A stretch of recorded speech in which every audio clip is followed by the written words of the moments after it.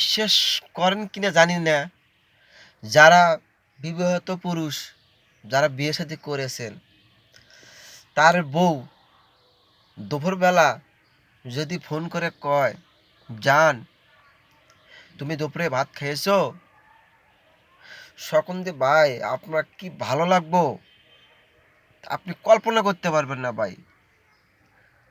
বউ এই ধরনের কথা যখন বলবো ভাই, তখন আপনার অনেক ভালো লাগবো, আপনার মন একদম ফ্রেশ হয়ে যাবো গা। এই দিনটাই আপনার কাছে তখন ভালো লাগবো ভাই বলার পরে।